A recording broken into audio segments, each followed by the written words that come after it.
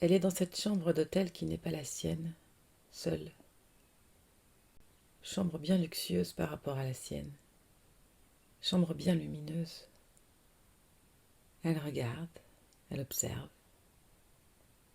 Et tout à coup, elle entend des pas et des voix qui s'approchent.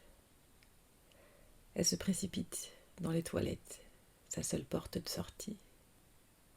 Elle reste là, croisant les doigts, priant pour que ces deux voix qui viennent d'entrer dans cette pièce ressortent, sans passer par la case toilette.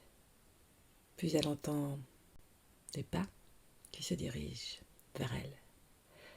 Alors elle tourne le loquet. Et ce petit bruit, plus ce mouvement de la poignée qui essaye d'ouvrir et n'y parvient pas, déclenche une tempête dans la pièce. Des chiens en furie qui veulent ouvrir, qui veulent la prendre en délit de flagrant amour. Elle est acculée. Et comme toujours, quand elle est acculée, elle ne renonce pas, jamais.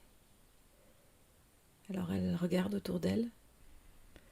Il y a une lucarne, condamnée par une plaque de fer.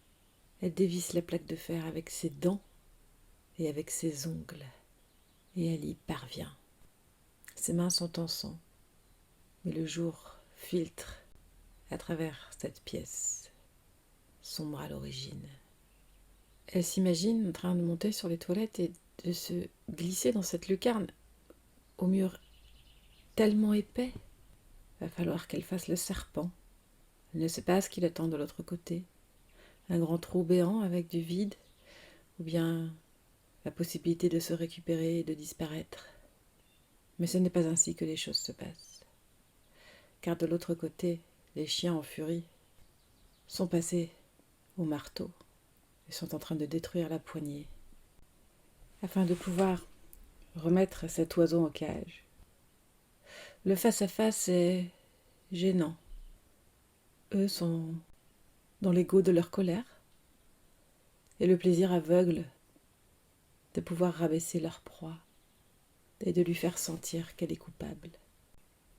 Coupable de donner de l'amour à quelqu'un qui est incapable de le recevoir et coupable de ne pas voir l'amour qu'un autre s'évertue à lui donner. Celui qui ne sait, qui ne veut recevoir, ne la regarde pas dans les yeux et passe son chemin.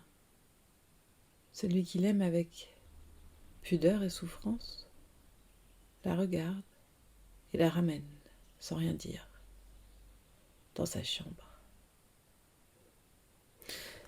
Elle se repasse alors la scène et elle se rend compte que de s'évertuer à donner de l'amour à quelqu'un qui ne peut pas, qui ne veut pas le recevoir, c'est se contempler dans les brisures de son propre miroir.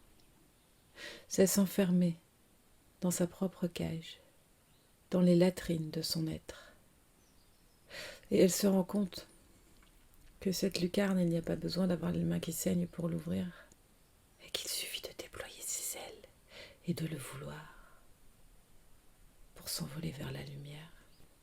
Mais avant de s'envoler, elle dit au revoir à celui qui l'aimait, qui vient la chercher et qui de ses deux mains lui attrape les deux siennes, les englobe, les enveloppe. Elle le laisse faire. Son cœur suinte des larmes et elle lui dit « Désolée, pardon, merci, je t'aime ». Et puis elle s'envole vers la lumière, vers un miroir où les brisures coupantes sont désormais des cicatrices plus douces dans lesquelles elle peut se regarder avec plus d'indulgence et plus d'amour pour elle-même. Puis elle ouvre les yeux et entre dans sa journée avec cette sensation étrange de rêve messager, avec cette boule de plomb dans l'espace du cœur qui lui dit qu'il faut plonger au cœur de ce rêve pour transformer ce plomb en or et pour déployer ses ailes.